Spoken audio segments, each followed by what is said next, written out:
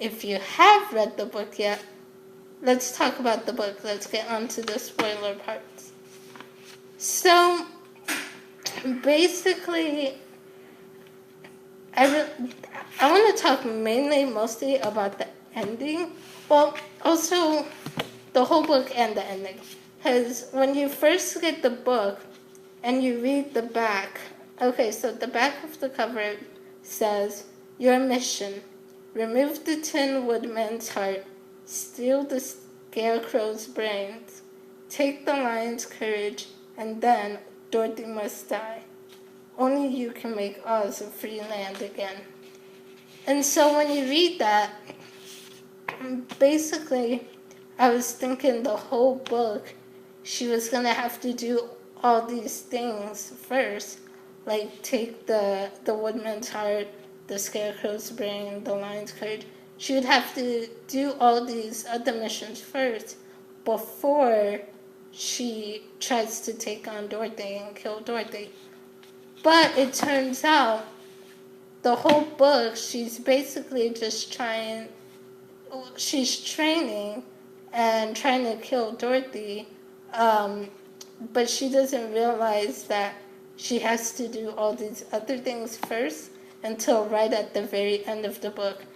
At the end, the wizard comes in and explains, okay, you have to, remove the Tin Woodman's heart, take the Lion's courage, take the Scarecrow's brains. And that's when she realized, okay, there's other things I have to do first. I can't just kill Dorothy. It's not really going to be that easy. And so, yeah, that's the only thing. I don't think the back of the book describes the book very accurately, because like I said, these other smaller missions, she doesn't even realize she has to do them until the very end. Which at the very end, she does end up taking the Woodman's heart. So she's got one of the missions completed. Now she's just got to get to the Scarecrow and the Lion, and then finally Dorothy. So, yeah. But I think the way this book is going, like I can see a million different things happening with this book right now. Dorothy and her friends are the evil bad guys in this series right now. But it would be interesting to see, like, Amy is sort of with the Wicked. She's joined the group of the Wicked to take down Dorothy. But it'll be interesting to see if, like, once Dorothy's taken out, who gains control, who gets power next. Because I kind of have a feeling that the Wicked is going to try to take control over Oz once Dorothy is out. But I don't know. We'll see. So, anyway, what else? The characters in the book, you don't know who to trust in this book, honestly. Because, every character in the book will pretty much say the same thing. They're like, oh, don't trust me. Don't, So, the whole book, like, you don't really know who you can trust, because everything's turned around and everything's backwards. Dorothy and her friends are the evil villains. The Wicked, right now, it seems like they're the good guys, but you never know how things will turn out. They may go south again, so with the Wicked, you never know what's going to happen. So you don't know if you can really trust them, but for now, she's trusting them enough to help her with this mission. And also with the wizard, there's also this, you don't know if you can trust the wizard or not, as like I said, everyone in the book is telling you, you can't trust anyone, not even themselves. And with the wizard, the wicked and the wicked witches and the Wizard of Oz had this sort of fallen out. And so the Wicked warned Amy not to trust the wizard. And so it's kind of weird because it's like, do you trust the wizard or do you not? Because it seems like he's trying to help her at some parts of the book. He's actually, like, he lets her know that he knows who she really is. And you can see him, like, trying to explain things a little bit and trying to help her figure things out. And so you're like, okay, if he's helping her, can she trust him? Like, is he actually on the good side? Is he not? So there's that whole thing. And then you've got Knox and Pete. I'll just talk a little bit about them. Knox is the love interest in this book for Amy.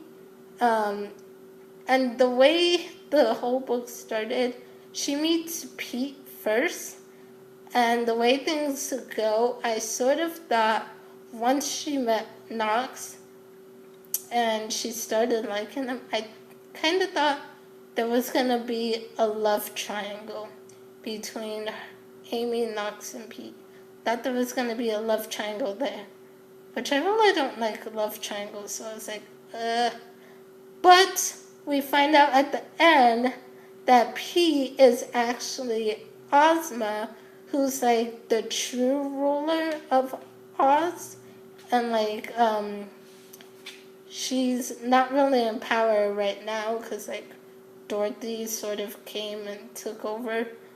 But Ozma is like the true ruler of Oz. And for most of the book, she was disguised as Pete. And so, well, once you find out at the end that Pete is actually Ozma, it's like, well, I guess there's not going to be a love triangle, which is good. Don't really like love triangles anyway, so that's the good part. Knox, I don't really know if I like him as a love interest. I can't say much about Knox. He's one of the characters that I'm just like, I really don't care about him either way. I don't hate him, but I don't love him. I'm like, he's kind of just, he's there, So, I don't know, maybe in future books, we'll see his character more, because you don't see too much of Knox in this book other than when he's training Amy, and then at the very end, when he comes to the castle with the other Wicked members to try and take over. So you don't really see much of him in this book, so I really can't say one way or another how I really feel about him, but as for now, I really don't care about him. So, let's see, what else? Another thing, the other big question with this book is like, who brought Amy to Oz? Because they're all talking about how someone brought Amy to Oz. Obviously, there was a tornado. Her trailer got swept up in the tornado. That's how she ended up in Oz. But it's like, I guess someone created that tornado to bring her here. But then it's like, who? Did the wizard create the tornado and bring Amy here to help save Oz? Or someone else? Like, we don't know who brought Amy here. And so that's one big question.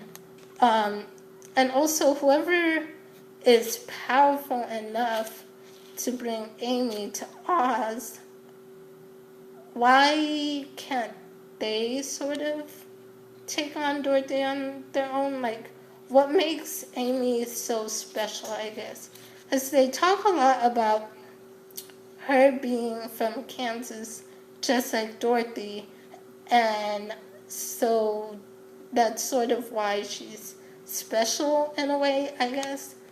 But to me, that didn't really make much sense. Like, just because they're from the same place, like, there's more people in Kansas. It's not like Amy's the only one that lives in Kansas. Why her? Why pick her to come and, take down Dorothy? So I really want to see what, like, the answer to that. Who brought her there and why Amy? What makes her so special? So, that is pretty much it, I think, for Dorothy Must Die. But again, this is a really great book, so definitely check it out, read it. And yeah, if you have read it, let me know in the comments down below what you think. What was your favorite part? What do you think about Knox being the love interest? Which parts did you like? Did you not like? What you think about the ending? So yeah, just leave a comment down below. Let me know. And I will see you guys in my next video. Bye!